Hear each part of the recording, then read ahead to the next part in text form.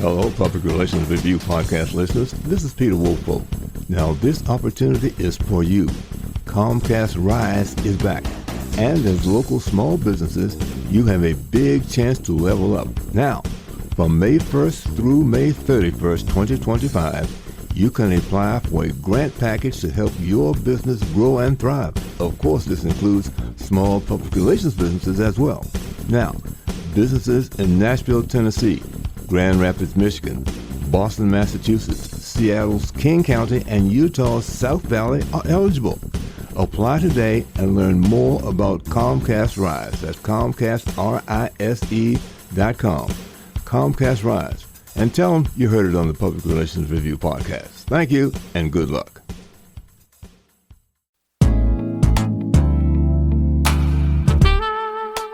Welcome. This is the Public Relations Review podcast, a program to discuss the many facets of public relations with seasoned professionals, educators, authors, and others. Now, here is your host, Peter Woolfolk. Welcome to the Public Relations Review podcast, and to our listeners all across America and around the world. Now, Apple has ranked this podcast among the top 1% of podcasts worldwide. And recently, FeedSpot listed this podcast as number 13 on its top 70 best public relations podcasts in the United States. So thank you to all of our guests and listeners for your continued support. And if you enjoy the podcast, please leave a review. Now, question for the audience. With the continued evolution of public relations, how can brands break through considering the ever-changing media landscape? Well, my guest today has an answer for you. He is the founder of Mike Worldwide, one of the largest independent public relations firm with offices in New York City, New Jersey, Los Angeles, London, and Mexico City. He has also counseled some of the world's most prominent executives and brands. Outside of Mike Worldwide, he was also active in the presidential campaigns of Barack Obama, Hillary Clinton, and Joe Biden. So joining me today from New York City is Michael Kempner, CEO of Mike Worldwide. Mike, welcome to the podcast. Well, thanks so much. Glad to be here. Well, let's talk about just what are some of those changes taking place in the media, and how does one go about developing strategies to maximize the benefits of using them? Well, thank you for the question. It is a great question, one that we work on every day with the rapid change in the media. But there are a few, I think, core issues that are happening today that are very important if you're thinking about putting together a public relations strategy. One, it's really, today you can design media strategies that are very audience-centric. When I started, it was a much more broad-brushed approach. There wasn't a great way to really target in on who you were speaking with. You would do it more publication by publication, but have the same messages for a broad stroke and a broad group of people. And you really couldn't even measure the impact you were having, but today you can do all that. Mm-hmm. So if you think about designing your strategy with your audience in mind and what we used to call stakeholders, you can be very specific in both your content and your channel distribution. So if you think about media today, it's really about channel distribution. And some of the big changes that have happened is, for instance, if you look at media consumption studies, if you're a Gen Z, you're not reading the Wall Street Journal or the New York Times. Mm-hmm. All of your news is coming from some digital format. We've heard about TikTok and Instagram, but there are literally hundreds of places, if not thousands of places, where the vast majority of Americans are finding the news. To give you an example, cable news in total, doesn't reach much more than 1 million or 2 million people a night, mm-hmm. where podcasts such as this, YouTube shows, other newsletters, other digital means are reaching tens of millions of people. So it's not to suggest that legacy media is dead or unimportant, but it really is to suggest to understand your audience and understand the content and channel distribution so you can impact them to whatever action, buy a product, enhance your reputation, join your organization, whatever it may be. And the other important piece is, what we call here the new top tier. If you really look at the media that people consume during the life cycle of their day. So what do they look at when they get up in the morning? What do they look at on their commute to work? What do they look at during the day when they're bored on a conference call? What do they look at on the way home? What do they look at before bed? And so there is a real life cycle of each of us. And so how do you create strategies that will have an impact on the full life cycle of what we call the new top tier? Mm-hmm. So basically what I'm hearing you say in the beginning is here, one is the social media, to put it in a broad scope, because you're absolutely right. TikTok and Twitter and LinkedIn, those have their followers. The other thing, when we talk about this, is, as you said, knowing your audience. Then you can have your own podcast or your own blogs or your own video content, because then you can say what it is you want to say, how you want to say it, to the audience that you've identified that you want to reach. Are those some of the ways of going about that? Again, it goes beyond social media. I would actually make it broader, digital media. If you're a farmer, or you're a conservative, or if you're somebody of faith, or you live in New York, it's not likely you're looking at that same media when you wake up in the morning. Right. There are very specific niche publications that are geared towards you and your interests. Mm-hmm. And we've also passed the stage of where you actually go to find your news. Your news is delivered to you. It's much more of a push environment. Newsletters you signed up for, breaking alerts, or other websites, whether you're on Blue Sky or X or Threads. You are curating your own news environment, which both is potential, it's got positives and negatives. But gone are the day that you're not that you're going to the site. The site and the news comes to you. Mm-hmm. So I guess this is sort of looking at it the other way, is that one, you can have your own media, your blogs and so forth, because you've identified that audience, but you also need to know enough about that audience to know where other places that they go to consume media and get information. So part of but even having, I'm sorry, I'm not to interrupt, but even having your own media and your own podcast, it takes a while to develop an audience. Right. Oh, absolutely. And so are you looking for a broad reach? Then you might be better off participating. I don't have my own podcast. You reach much more. If I started one tomorrow, I wouldn't have your reach. Maybe, a year or two from now, I might. So again, it goes back to there's so many different potential distribution channels. What are those that are going to give you the highest return? Mm-hmm. And again, we do live in an earned, owned, paid world. So some of this comes through paid media, and a lot of it comes through owned. So you have your own channel, but major corporations have their own channels. Thought leadership. Most people don't know that LinkedIn has a bigger readership than the New York Times or the Wall Street Journal. Mm-hmm. And so one could argue LinkedIn's the most important media outlet if you're trying to find an executive or B2B, but probably not with Gen Z or Gen Alpha. So it really depends, again, back to being audience-centric, but you have the opportunity to really, if you really understand your audience, to pinpoint the media and the content that's going to be on it.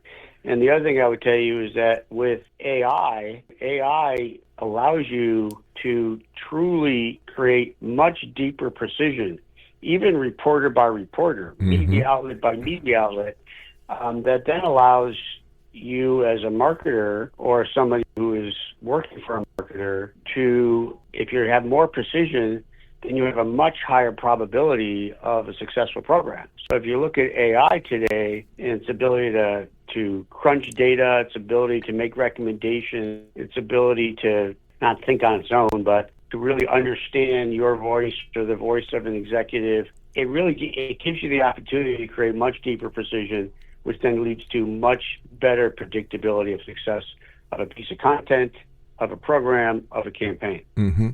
Well, I forget the names of them, but I do know, because I think I've had some guys who actually created some of those programs where if you have a particular subject matter that you want to talk about, their platforms can identify the reporters and writers who cover that particular platform.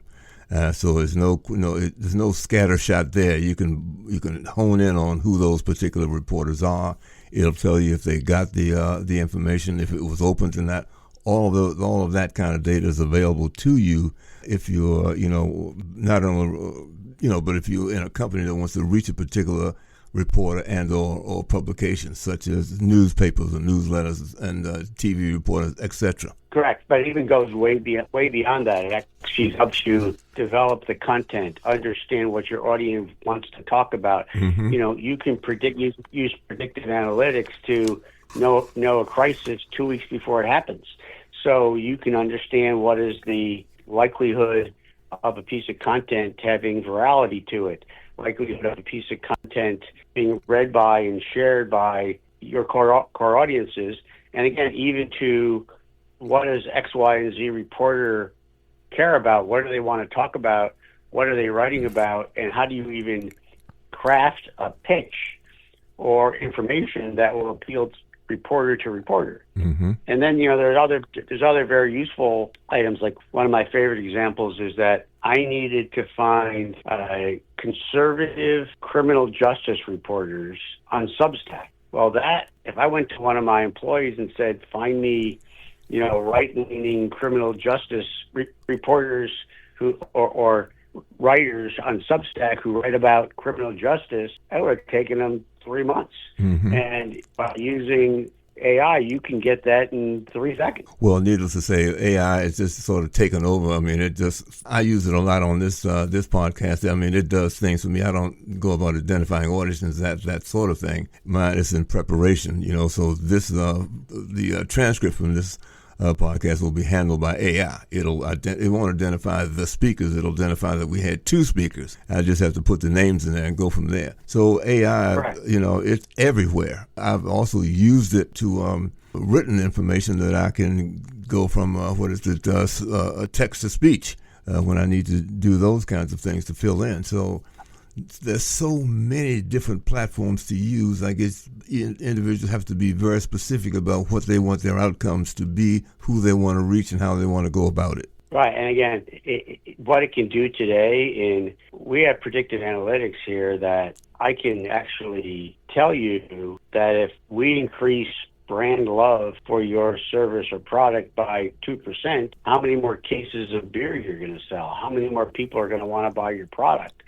And then I can tell you, how do you increase your brand love? What's the perception versus the reality? You might believe that you've got the best sustainability program in the United States or on the planet, but I can tell you that you may think that, but you actually don't. But the public doesn't believe you. Mm-hmm. So what do we need to do to increase the believability of how you talk about sustainability, which will then go to brand love, which then goes to selling more products. So it is that granular, and we're only in the first inning of AI, and it can already. Do you happen to recall the names of some of those platforms that you can use to do those things? Well, we have our own platform here that we call Prisma that we use that does all of those things. It's proprietary to our organization. Mm-hmm. But there are many public, NewsWhip is a publicly available platform that does predictive analytics. Meltwater, which is a tool that firms use to see the success of some of their campaigns, but also helps you identify the right reporters, has a tremendous amount of AI built into it. Mm-hmm. So almost any program you're using today that you've used in the past, or tool stack that you've used in the past, all have significant AI built into them now.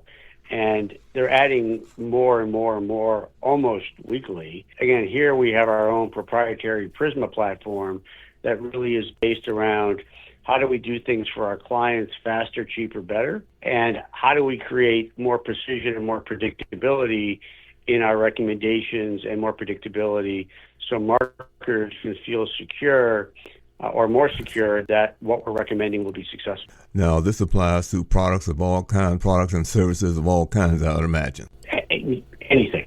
So I would say part of the discussion in terms of being successful is that clients have to know what they actually want. And my question to you then is, how precise are they in defining what it is that they're looking for? Most clients, not all, but most clients are behind where we are. Okay. So part of it is, we talk about all the time about how do you teach clients about things they didn't know they needed. And that's part of our job, is to introduce new ways of building programs, new ways of creating success, and helping to bring your client along for the journey. Mm-hmm. And so again, they may not know what they need. So it's our job to help them understand the tools that are available today to make their lives easier, help them get more value for their money, and to come closer. You can't guarantee success, but come closer to guaranteeing success. Mm-hmm. So do you also have an opportunity to work with them and where you have, let's say, cross-platform campaigns? In other words, various platforms to handle this particular part of a campaign and another program to handle another part of the campaign. Yes. Right, they could be segmented. No, you go ahead. I'm sorry, you finish. No, I was just wanting to say that, you can use multiple platforms to handle different parts of a campaign, because that way there's more precision built into it. And the important part, at least for our firm, is that most of our campaigns are integrated. Mm-hmm. Again, some form of earned is the tip of the spear, but earned, again, thought leadership, which would be owned, and then there's paid media involved, because the way the algorithms are set up, it's very hard to get virality unless you paid for it. Mm-hmm. So you have to take a look at all of those things. But the fact is, all of our tools are integrated. They all talk to each other. And so while they may be separate tools that have separate functions, instead of having to go to 5 different tools to do 5 different activities, our tools are integrated and speak with each other. So it allows you to have a more robust view of your programs, your recommendations, and your audiences. Mm-hmm. Now, I would imagine, as I listen to you say that, then you also have measurement tools built into that, so that once the campaign is over or in progress, let's say, that information can be also collected and provided back to the client. Measurement is so important, because mm-hmm. I believe if you can't measure it, you shouldn't do it. So, and our firm believes if you can't measure. So part of it is, how do you set the metrics for success at the beginning of a campaign? Mm-hmm. And then we have the tools that allow you to measure up against the metrics you set. So yes, measurement is critical, and we use a series of AI-fueled tools that are part of our overall tool stack to make sure that we can measure our programs, frankly, across 150 different categories, depending on what are the core measurement metrics that were set up at the beginning of the campaign. And I guess it's depending upon the campaign, but is there a broad category of what people are looking for in terms of success? It's great to say that, fine, yes, we had 10,000 readers or 10,000 participants, but what I'm hearing you say is that, yes, you did, and here's some more details, some more itemized pieces, like how many women, what their ages were, those kinds of things that can be added to that. Well, again, there's still plenty of clients and plenty of people who, obviously getting earned media is critically important to them. I mean, earned media is the ultimate third-party validator, and that hasn't changed. But again, is it the right media to the right audience? Are we trying to build brand, and then so we can measure brand and find out whether we've enhanced the value of the brand love? Is it about driving people to a website? Is it about increasing sales? So there's a lot of different objectives. So you set the objectives at the beginning, so then then you know how to craft your campaign to hit and reach those objectives, and then you can measure those on the other side. But, obviously, earned media has not gone away, and it's more critical than ever.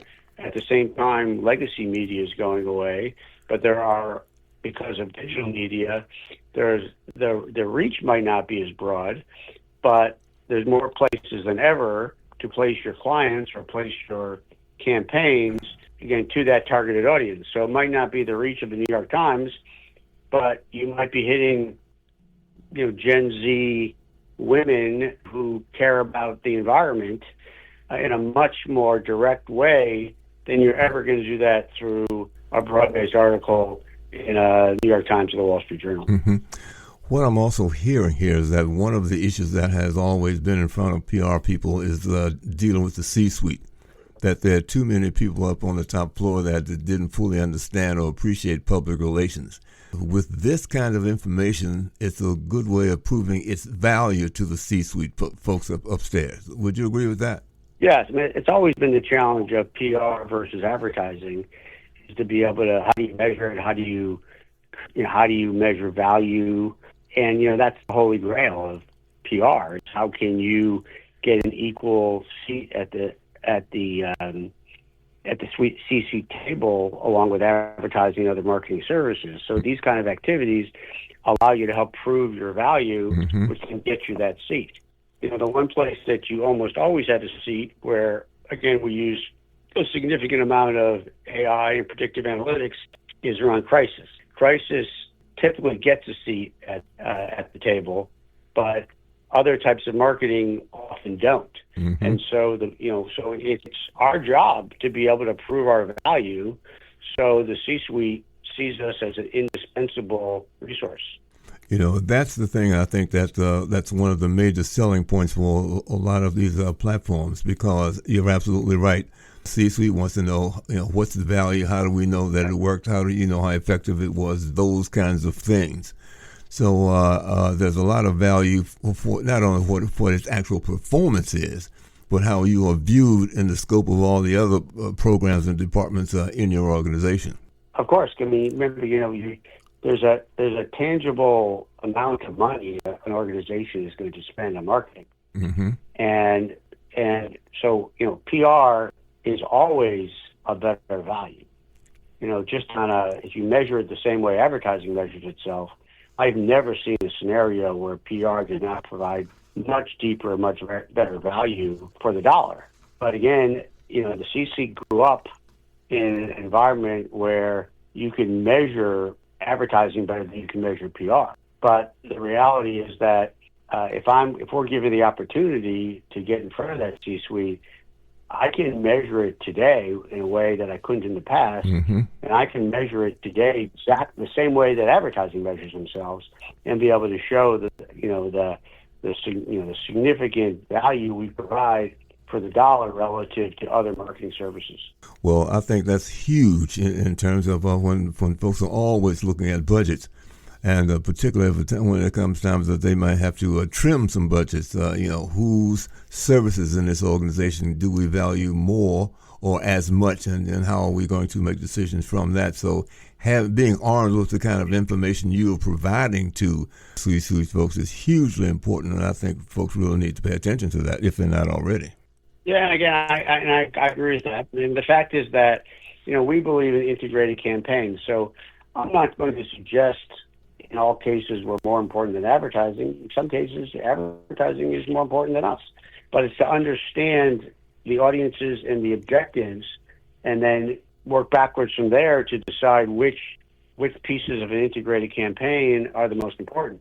A full-service public relations firm today, we do almost everything an advertising agency does. It's influencer, social media, content, video, experiential, but it's really a question of what's the tip of the spear. Is it earned media or is it advertising? Besides that, it's very difficult in some cases to even tell us apart from each other. Well, Mike, you've given us a lot to consider here today. Is there anything that we may have missed in terms of better understanding the social media and the changes that take place and how to best manage those? No, I think, I appreciate your questions. I appreciate your insight. You have valuable insight into this conversation that, firms are going through right now. You layer on top of the chaos and some of the uncertainty in the economy and the society today, being able to really understand who your audiences are and speak directly to them has never been more important. Well, I certainly agree with you there, and let me say thank you so very, very much to you. My guest today has been Mike Kempner. He is the CEO of Mike Worldwide. He joined us today from New York City. So, Mike, thank you once again for being a guest on the Public Relations Review podcast. Well, thanks so much, and I also want to thank Gabby Gaines from my staff for bringing us together, because obviously you're only as good as your team, and so I appreciate my team, and I appreciate you today, and I look forward to talking again in the future. And say thank you again. And to my listeners, let me say thank you for listening. And please join us again for the next edition of the Public Relations Review podcast. This podcast is produced by Communication Strategies, an award-winning public relations and public affairs firm headquartered in Nashville, Tennessee. Thank you for joining us.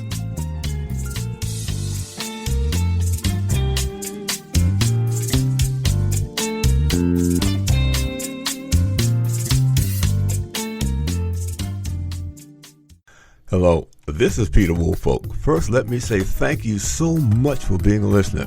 Now, I want to alert you to our shiny new podcast website located at podpage.com. However, you can go directly to the podcast site located at publicrelationsreviewpodcast.com. There, you can contact me through email. You can leave a voice message. You can leave a review.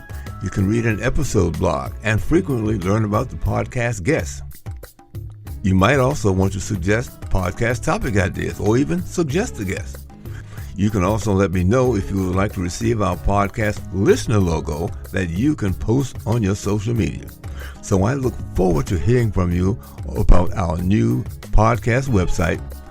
Thank you so much for listening to the Public Relations Review podcast, and have a great day.